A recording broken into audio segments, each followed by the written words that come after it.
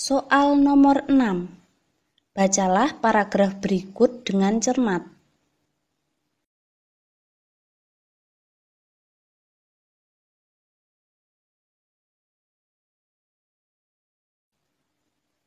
Apa yang dilakukan Jokowi untuk mendukung upaya peningkatan daya saing Indonesia? A. Meningkatkan ekonomi daerah-daerah terpencil. B. Melakukan pembangunan infrastruktur di daerah-daerah terpencil. C. Mempersiapkan kapal khusus penumpang antar provinsi. D. Meningkatkan biaya transportasi umum. E. Memperhatikan pembangunan infrastruktur transportasi di daerah-daerah terpencil. Soal ini adalah soal untuk menyimpulkan isi tersirat teks non-sastra. Untuk menjawab pertanyaan tersebut, kita harus membaca teks dengan cermat. Hal yang perlu diperhatikan adalah membaca pertanyaan, kemudian mencari jawaban dengan membaca teks. Jawaban tersebut dapat kita temukan dengan memahami isi teks. Teks tersebut menjelaskan upaya yang dilakukan Jokowi untuk meningkatkan daya saing Indonesia. Untuk mendukung upaya peningkatan daya saing Indonesia, Jokowi memperhatikan pembangunan infrastruktur transportasi di daerah-daerah terpencil. Jadi, jawaban yang benar adalah E. Soal nomor 7. Bacalah kedua teks berikut dengan cermat.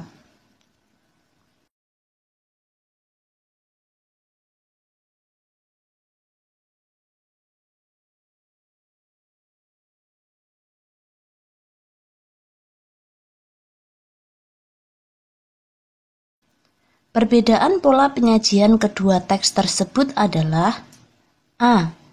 Teks 1 diawali apa, sedangkan teks 2 diawali di mana? B. Teks 1 diawali apa, sedangkan teks 2 diawali siapa? C. Teks 1 diawali kapan, sedangkan teks 2 diawali apa? D.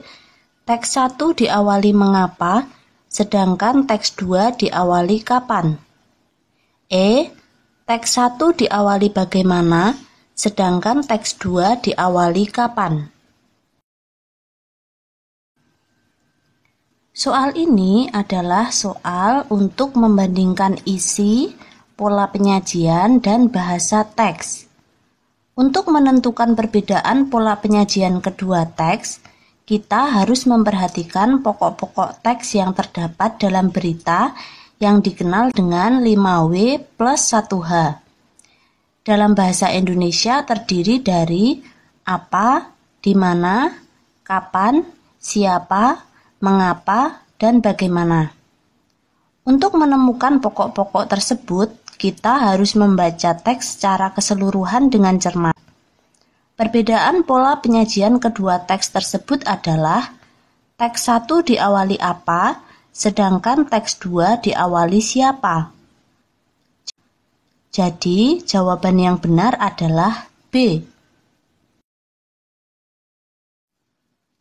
Soal nomor 8. Bacalah kedua teks berikut dengan cermat.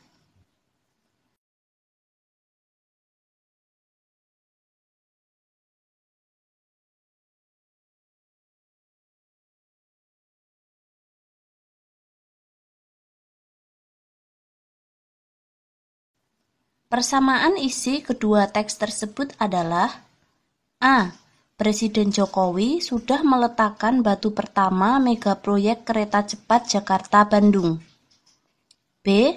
Peletakan batu pertama megaproyek oleh Presiden dilakukan di Cikalong Wetan, Bandung Barat. C. Pembangunan megaproyek kereta cepat Jakarta-Bandung masih terkendala perizinan. D. Peletakan batu pertama dilaksanakan pada 21 Januari 2016 pukul 10.30 waktu Indonesia Barat. E. Dibutuhkan waktu paling tidak 14 hari untuk menyelesaikan masalah perizinan. Soal ini adalah soal untuk menyimpulkan persamaan isi teks. Untuk menyimpulkan persamaan isi kedua teks, kita harus membaca teks secara keseluruhan dengan cermat dan mencari kesamaan yang dibahas dalam kedua teks tersebut. Persamaan isi kedua teks tersebut adalah pembangunan mega proyek kereta cepat Jakarta-Bandung masih terkendala perizinan. Jawaban yang benar adalah C. Soal nomor 9. Bacalah kedua teks berikut dengan cermat.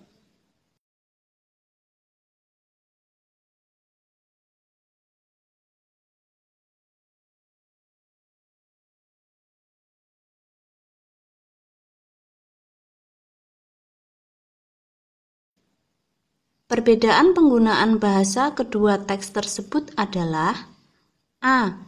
Teks 1 bahasa baku dan istilah asing. Teks 2 bahasa tidak baku dan kata serapan. B. Teks 1 bahasa baku dan lugas. Teks 2 istilah asing dan sulit dipahami. C. Teks 1 bahasa tidak baku dan kata serapan.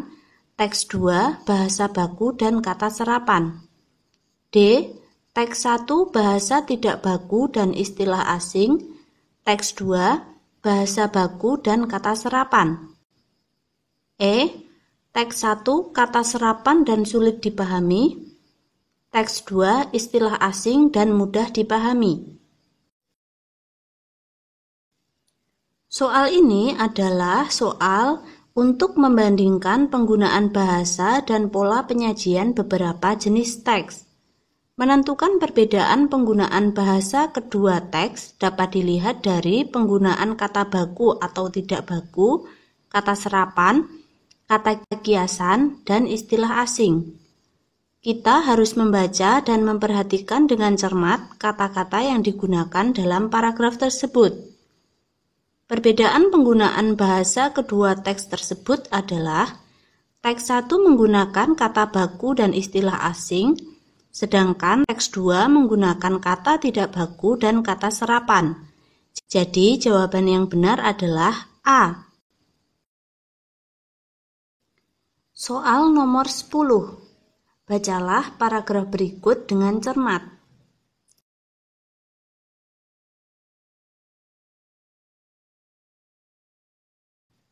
Komentar yang tepat terhadap isi paragraf tersebut adalah A. Semua calon kepala desa saling menunjukkan visi dan misinya di depan warga desa Sukamaju. B. Semua calon kepala desa bersaing dengan cara sehat sehingga tidak menimbulkan perselisihan. C. Visi dan misi yang disampaikan calon kepala desa dapat menarik semua warga untuk memilih. D. Visi dan misi jangan hanya diucapkan saja, tetapi juga dilaksanakan saat menjadi kepala desa. E.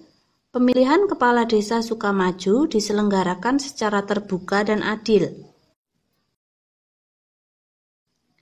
Soal ini adalah soal untuk mengomentari isi teks. Komentar dapat berupa kritik, sanggahan, atau persetujuan. Memberikan komentar yang tepat terhadap isi teks harus memperhatikan isi teks dan topik yang dibahas. Berikan komentar yang objektif dan dapat disertai alasan sebagai pendukung komentar tersebut. Komentar yang tepat terhadap isi paragraf tersebut adalah visi dan misi jangan hanya diucapkan saja, tetapi juga dilaksanakan saat menjadi kepala desa. Jadi jawaban yang benar adalah D.